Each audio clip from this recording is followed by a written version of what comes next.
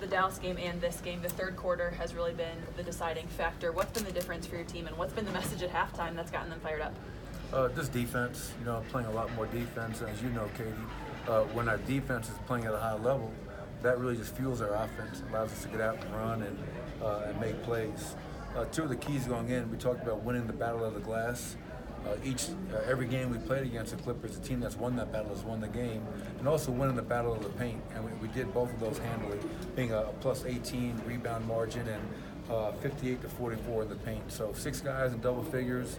We're a deep team, we're a talented team, and it was quarters 2, 3, and 4. Our defense was phenomenal. Yeah, the rebounding battle was much closer at halftime. What changed in the second half there?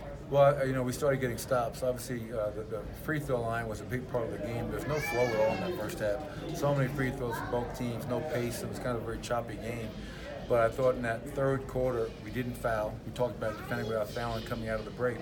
And now we got stops, and then we rebounded, gang rebounded, got out and ran. So we're one of the better rebounding teams in the NBA. In the last 2 games, we've really shown that.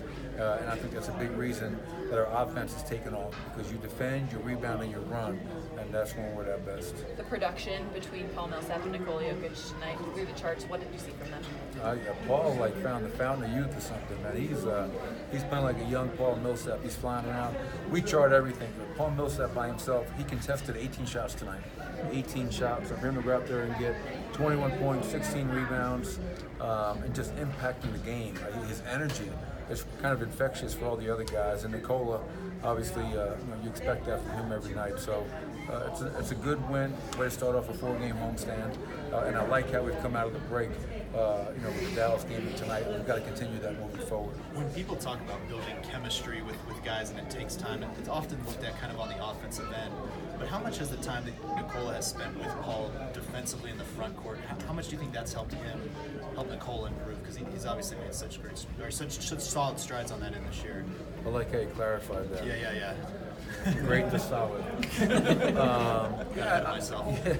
I think anytime you play with great defensive players, and obviously when Gary's healthy and he's in that starting lineup, you feel like you've got a couple of really key, big-time defenders in those 2 guys. But Nikola, he's got great anticipation. Nikola's got great hands. We had a ton of deflections tonight in that third quarter. And then obviously Paul's communication, being in the right place. You can definitely learn from a guy like Paul Millsap, who's been a second-team all-defensive player. So that's why Paul's so important for our team.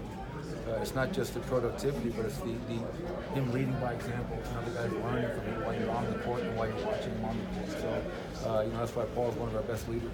What did you think of Gary's performance in his second game back? Yeah, I thought Gary was good. 14 points, 2 rebounds, 2 assists. Shot the ball well. Once again, I think Gary used that break to really trying to get healthy and stay in shape. And I thought he's been really good coming off the bench. What an advantage we have. You got Monte Morris, Gary Harris, Isaiah Thomas, Mason Plumlee coming off the bench. And then you can pick between Juancho and/or Torrey to play with Trey Lyles out. So I love how deep we are. It's tough to play all these guys. And for us, it's going to be a different guy every night. So, we have to understand that. And guys that bought into that, because right now all that matters is winning. And guys understand how selfless we need to be. The deflection that he had where he sort of tipped it ahead to Monte, does that play. Just sort of exemplify that he's fully healthy or as close as he can be? I think so. That was one of my favorite plays of the game. We always talk about, high active hands, forcing hang time passes. But then Gary has the presence of mind to not only get the deflection, but tap it full length of the floor for Monte to go get. Gary just has, maybe it's his football background. He likes playing a physical game. He's not afraid of that.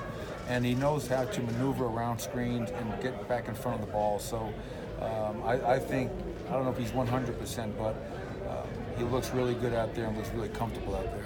Can we talk about the play of the game just for a second? Was it that Gary play? Was it Mason's 3? Was it Nikola Jokic's behind the head pass that ended in a Millsap 3? Yeah, there's a lot to choose from right there. Mason Plumlee 3. I was disappointed he didn't dance. Early in the year he hit the 3 and he had his little 3-point dance. But that got the bench going, that got the crowd going. But Mason had foul trouble in the first half. In the second half he was great. You expect those passes from Nikola. So I'm just happy we won. That's all I care about. And I like the fact that we're winning the way we preach, defending at a high level, rebounding at a high level, and playing unselfish basketball. 30 assists, once again, too many turnovers tonight, but we're an unselfish group and guys that love playing for each other. I know you guys are always focused on just staying in the moment and trying to the next game up, but Tuesdays versus OKC, they're behind you for the 3 seed. It's going to be for the season series. Do you have any early thoughts on that matchup? No, it's been, it's always a hell of a game against them. It seems like every game goes down to the wire. They've got 2 all-world players in Westbrook and Paul George, who's an MVP candidate.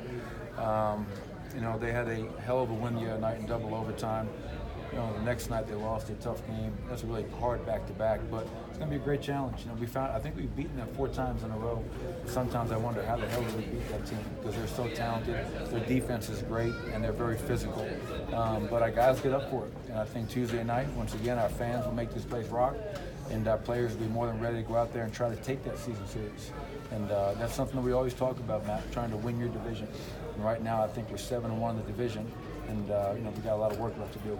You mentioned you were able to run the ball better in the second half. How important is it for you guys to establish like a good transition game to get that W?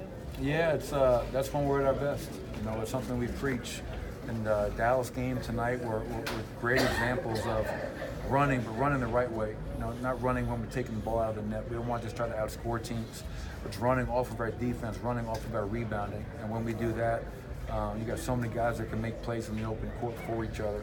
And that's where we're most dangerous. So it's great to see that. That lineup that you had in a 20-point game at the end of the game out on the floor with Isaiah, Juancho, Torrey, guys who have started for you in the case of Juancho and Torrey and played big, meaningful minutes. Does that just speak to the incredible depth of this team that, in a 20-point game, you have those guys out there at the end of your bench? Yeah, and obviously I wanted to keep Isaiah out there, for him to try to find his rhythm, get his confidence back.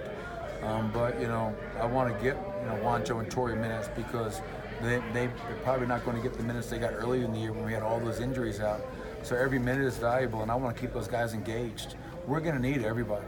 We've got, 23 games left, and then hopefully playoff games behind that. But every night's a different matchup. One night it could be Juancho's night, it could be Torrey's night. So keeping them engaged, knowing that we still believe in them, we still trust in them, and it's a luxury you have when you're so deep and you're finally finding a way to get healthy. So we'll definitely take it. Are you going to encourage Mason to shoot more threes? Oh, no, definitely not. I'm glad that he made it tonight, but Mason's put a lot of time in this game. He's making his free throws at a high level, and he works so hard. You give him some freedom to go out there and play and make plays, and I just want to know if he called glass on that. I don't know if I heard bank on it. So we'll find out. To be continued.